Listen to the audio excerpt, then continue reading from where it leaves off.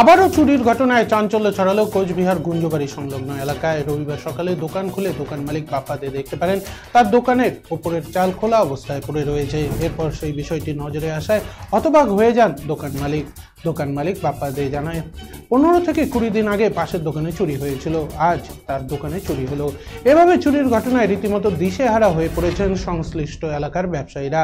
এদিন এই দোকান থেকে মোট 3000 টাকার সামগ্রী চুরি গেছে বলে দোকান মালিক দাবি করেন। ইতিমধ্যে তিনি পুলিশে অভিযোগ জানাবে বলে জানা গেছে। দোকান চুরি হয়েছে।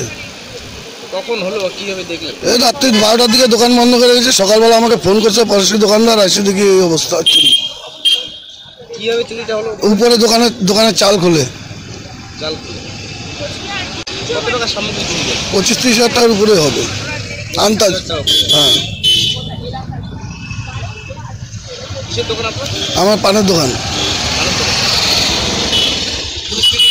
পুলিশ থানায় এফআইআর করবো।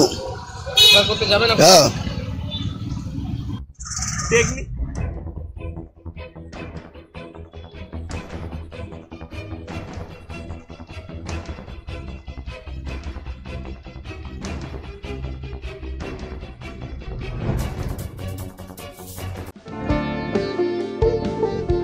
এই সময় আনন্দের মুহূর্ত,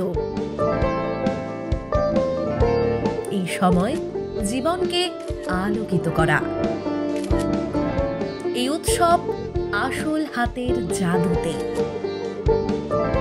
এই সময় সমৃদ্ধিকে ঘরে আনা। Senco gold and diamond, RRN road, old post office পাড়া সাউথ, কোচবিহার।